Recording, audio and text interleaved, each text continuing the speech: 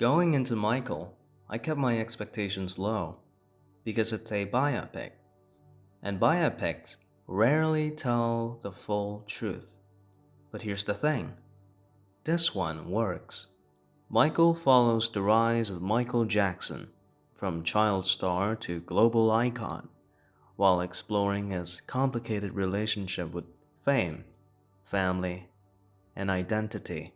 Like most biopics, it condenses events, reshapes timelines, and prioritizes emotional impact over strict accuracy. And honestly, that's fine. I mean, if you want the full truth, go read a book or watch a documentary or something. This is a movie. The biggest surprise here is Jafar Jackson. I didn't think it was possible to convincingly play Michael Jackson, but somehow it works. It's not a perfect performance, it's not Oppenheimer level acting, but it doesn't need to be, because it goes beyond imitation. At times, you stop seeing Jafar and you start seeing Michael, and that's a hard line to cross given that this is his first acting role. The film shines in its musical sequences, the recreations of performances like the bad live performance, the music videos, that stage presence, they're electric. This is where the movie comes alive. It becomes less of a narrative and more of a celebration, a reminder of why Michael Jackson became the king of pop in the first place. And the relationship between Michael and his father, that's another highlight. Coleman Domingo brings real weight to Joe Jackson, not just as a villain, but as a man under pressure, making choices that shape everything that follows. It's tense, it's uncomfortable, and I think it's one of the best parts of the film. The film also feels very much in line with modern biopics, especially Bohemian Rhapsody.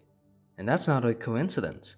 Some of the same people are behind both films, and you can feel it. But the film isn't perfect. It feels packaged, like a traditional, safe biopic. It moves quickly, covering a lot, but never going deep enough. And the third act? That's where things falls apart. The ending feels abrupt, incomplete, like the story just stops. And that's likely because it does. Because Michael isn't trying to be the full story. It's a tribute, a celebration of his legacy.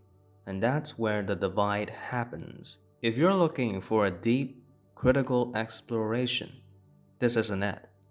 But if you're here for the music, the performances, the nostalgia, it absolutely delivers.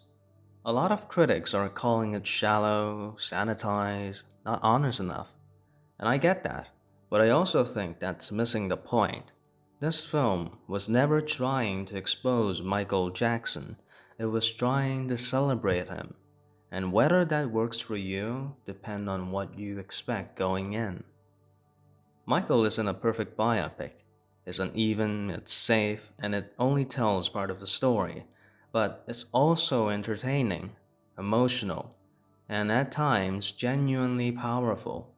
It feels less like a complete film and more like the first half of something bigger. And honestly, I'd like to see where it goes next if they do make a sequel. If you're a fan, you'll enjoy it. If you're looking for a deep, critical portrait, you might walk away disappointed. But as a theatrical experience, as a celebration of an icon, it works. And sometimes that's enough. And for these reasons, I'm going to give the film Michael a solid 7 out of 10. And that's the whole thing.